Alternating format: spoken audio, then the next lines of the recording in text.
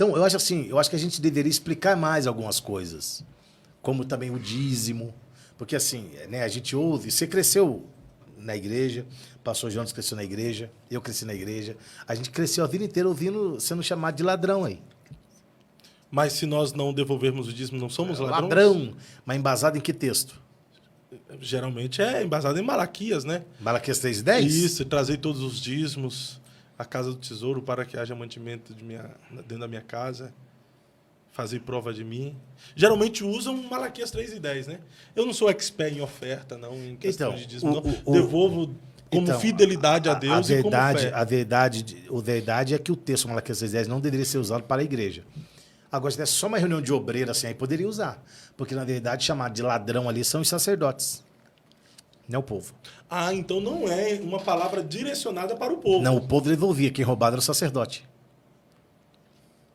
Só lê Neemias. Oxe! Essa história, na verdade, Então os sacerdotes de hoje jogam a responsabilidade para o povo, a responsabilidade que é dele. Essa história está em Esdras. Essa história está em Esdras. Quando o povo volta do exílio, há uma pleiade de pessoas, não cabe no templo. Então Esdras faz, vamos usar o nosso termo, tá? Congregações. E coloca os sacerdotes para cuidar das congregações. Sim. Esses caras que cuidam das congregações recebem o dízimo do povo. Eles só não devolvem. E aí, você vai ver... Você vai ver que... Ó, os irmãos já estão me xingando aqui. Uma boa viajada na maionese. Que legal, né? Eu acho bonito que eles falam que eu viajo na maionese, mas não tem uma explicação melhor, né? É um bando de imbecis. Então, assim, o que acontece? Esse texto, esse termo é usado para os sacerdotes. Não é usado para o povo.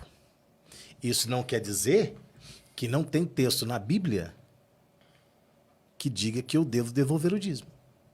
É só ler Hebreus capítulo 7. Está lá. O capítulo todinho é sobre dízimo de Hebreus capítulo 7.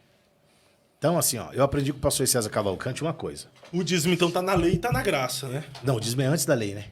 Antes da lei. Ué. É. Abraão era antes da lei. Sim, Matusalém. Eu aprendi uma coisa com o pastor César Cavalcante. Se está no Velho Testamento e no Novo, não tem assunto. Não tem discordância, acabou. Encerrou, fim de papo, fecha a conta, passa a régua. Então, assim, eu acho que as coisas deveriam ser mais explicadas, né?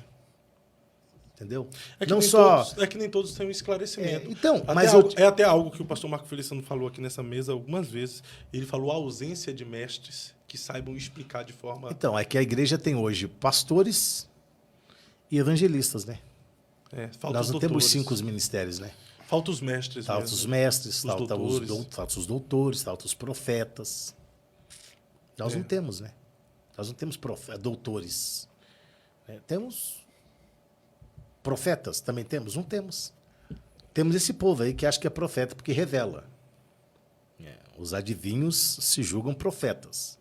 Quem tem dom de revelação não é profeta.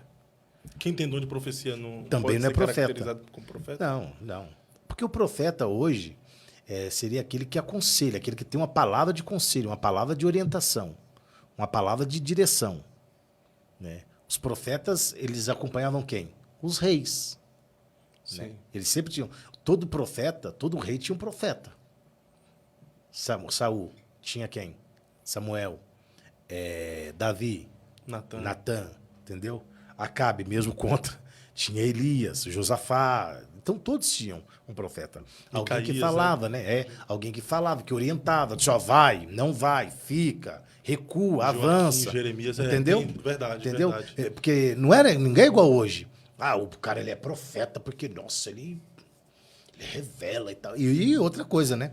Os profetas antigamente não tinham essa ostentação que tem hoje o Leonardo Salles, esses caras aí, né? É muita ostentação para pouco profeta.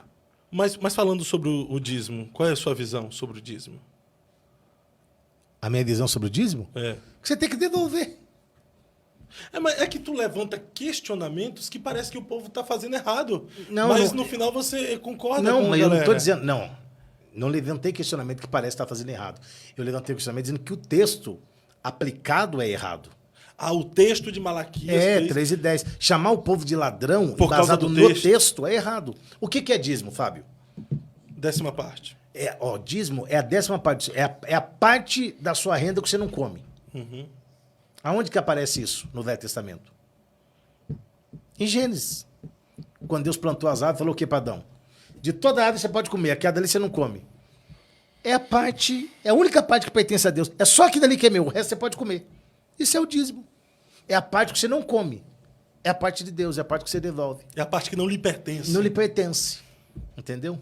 Entendi. Então, isso é o dízimo. Então, eu sou contra o dízimo? Lógico que não, sou a favor, devolvo o dízimo. Não sou dizimista. Porque dizimista vem de dizimar. Dizimar vem de destruir. Eu devolvo o dízimo. Até a expressão dizimista, na sua visão, tá... Eu acho engraçado. Tem uma conotação errada? Eu acho engraçado. Eu acho engraçado, né? Eu sou dizimista. Mas essa palavra dizimista deve ter duas vertentes, não? Deve ter, mas eu acho engraçado. Deixa eu ver aqui, ó. Dizimista. Dizimista. Eu fiquei até curioso agora, porque eu realmente, né? Eu não tô falando que é errado. Pode vir de dizimar, né? Eu só acho que é engraçado. Não, ó, tenho aqui... Não, mas aqui não é um significado... Dizimista, dicionário online em português. Vamos lá. Dizimista.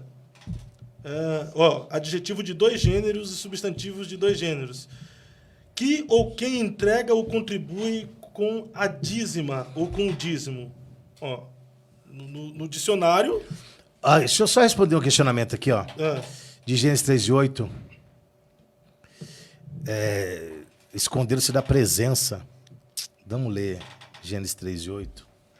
Olha aí, ó. Tem gente questionando aí já, pastor. Pode questionar, eu respeito, irmão. Eu não sou dono da razão, não. Você não pode falar assim, esse cara viaja. Então me prova. Quando ouviram a voz do Senhor Deus, que andava, passeado no jardim, pela viração do dia, esconderam-se da presença do Senhor Deus, o homem e a sua mulher, por entre as árvores do jardim. Agora, a voz de Deus, eles não esconderam da presença, porque Deus não estava lá, né? O que eclodiu foi a voz de Deus. Imagina, mas a voz de Deus é a presença de Deus? Salmo 29 diz o quê? A voz de Deus traz a cerda a parir. Precisa de Deus para a cerda a parir ou só a voz dele? Só a voz. A voz de pedaço cedro do Líbano. É Deus quebrando o Líbano ou só a voz dele? Só a voz. Então pronto, irmão. A voz de Deus despede labaredas de fogo. É a voz de Deus? É a presença de Deus ou é a voz dele? A voz. Tá bom, Paula? Segura aí. Mas então não foi a voz ali no Éden? Foi a voz. Foi a voz? Não foi a presença? Não. Nem o texto que ela colocou? A voz. Então, é isso que eu tô dizendo. A voz de Deus, ô Fábio. Tá aqui, ó, Gênesis 3:8. E ouviram a voz do Senhor Deus que passeava no jardim pela viração do dia. E esconderam-se Adão e sua mulher da presença do Senhor Deus. Porque você imagina o que a voz de Deus faz? Eles viram a presença? Não. Porque se esconderam, Ele imaginou que era presença. Pela dimensão. A Bíblia diz que a voz de Deus é como muitas águas. Você já imaginou a voz de Deus aqui dentro? Não suportaríamos, né? Entendeu? Então, assim, é só ter boa fé de ler o texto, né, cara?